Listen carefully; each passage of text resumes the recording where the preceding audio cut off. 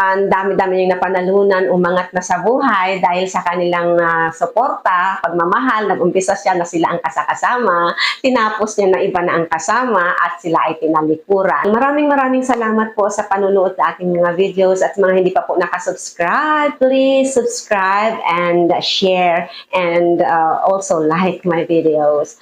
Comment down kung ano pong mga masasabi nyo tungkol sa issue ito, tungkol sa video ito. And I will appreciate po lahat ng mga comments nyo. I try my best to reply naman po. Pag sobrang dami na yung comments, may mga pagkakataon po talagang hindi ko nare-replyan. So, pasensya na po doon sa...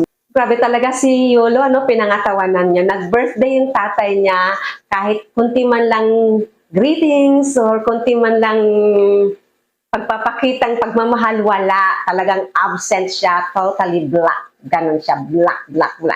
No? Biruin yung ibang tao pa from the other countries. I believe it's from Germany. Mula sa iba't ibang bansa, nagpapaabot ng tulong sa Yulu family. And nakikita nyo ito, na nagpakain siya sa mga taong mga kapitbahay niya. Mula sa biyaya na galing sa ibang bansa, mga tulong sa kanila. Biruin nyo yun, ibang tao ang tumutulong samantalang ang kanyang anak ay milyonaryo, super millionaire na, di ba? Ang dami-dami yung napanalunan, umangat na sa buhay dahil sa kanilang suporta, pagmamahal. Nag-umpisa siya na sila ang kasama, tinapos niya na iba na ang kasama at sila ay tinalikuran.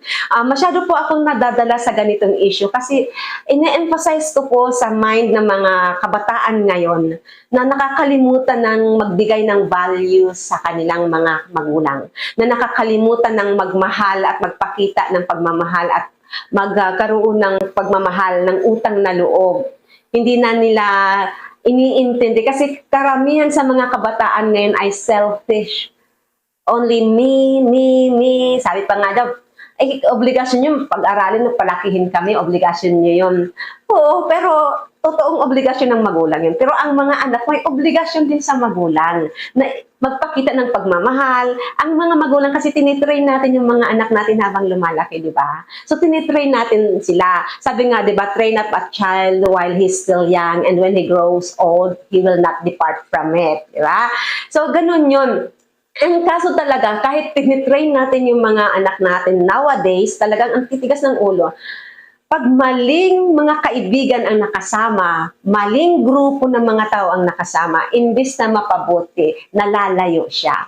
So, kahit anong turo ng magulang, kung sadyang matigas ang ulo ng anak, at napasukan ng mga kasamahan, mga barkadang rebellious din, nababaliwala eh. And ang kalabas-labasan pa, sa mga magulang pa ay sinisisi yung pagiging irresponsibleng mga anak nila. Di ba? So, kasi yung mindset nila na bago na eh. Kaya piliin nyo ang mga kaibigan nyo, piliin nyo mga nakakasama nyo kasi ang gusto lang nilang marinig yung mga taong yan, yung anong makakabuti lang sa kanila. They don't like sacrifices, they don't like giving back. Ang gusto lang nila, ako paraging sa kanya. Kaya gano'n ang nangyayari. So, wag natin isisi lahat sa mga magulang. Ang malaking factor din dyan as maliban sa upbringing din, malaking factor din dyan ang society, ang friends, a circle of friends, media, ba? Social media at sa mga nababasa at napapanood. Kaya ingat po tayo. Bantayan po natin ang mga anak natin at sikaping ma-check natin kung sino-sino ang kanilang mga kaibigan. Kasi sa mga kaibigan yan, kung mayroong isang makapenetrate o dalawa o tatlo, talo ang isa. Kahit mabuti ang anak mo, pag 3, 4, 5 na mga hindi mabubuting anak, madadrag down talaga yung anak nyo. Kasi mas malakas maghila pababa kaysa maghila pataas. Ano ba yun?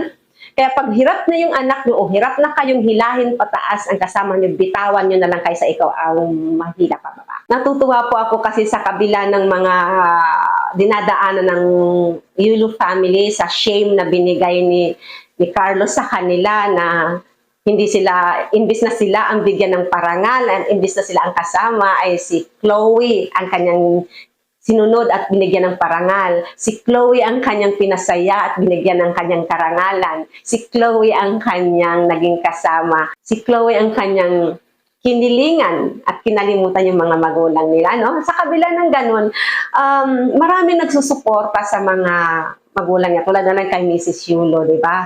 Sa kay Angelica. Pag nagla-live siya, nagla-live selling, madami talaga nagpapakyaw. Isa itong pagpapakita ng mga tao na masuportado nila yung magulang. Kahit pa nagkamali siya, hindi sapat para bastusin. Hindi sapat para hindi igalang ng kanyang anak. Siya na binuhay niya, siya na sinuportahan niya, siya na minahal niya. Ang sakit nun sa isang ina, pagsigawan na isa siyang sinungaling at magnanakaw. Ang sakit nun, ang sakit nun. Hindi mo tatawag na pagnanakaw yun kasi in the first place siya ang may hawak, may access siya eh. And in the first place, siyang nanay, di ba? Kumbaga, kung makakuha man siya, dapat ang mabuting anak hindi mag-iisip ng ganun eh. Magiging masaya pa nga siya, kayong mga mabubuting anak, di ba? Masaya kayo na makapagbigay sa magulang nyo. At kung nagkamali man, hindi sapat talaga sabihing magnanakaw o sinungaling. Kung nagamit man sa pamilya, my goodness. Sana magising-gising na rin yung mga sumusuporta sa kayulo, no? Sana naman, no? Huwag kayong padadala sa kadiliman. Huwag kayong padadala sa evil deeds. Huwag kayong padadala sa pinalalaganap ng mga kasamaan. Have goodness in your heart. Have righteousness in your heart. Believe in God. Have a fear of God.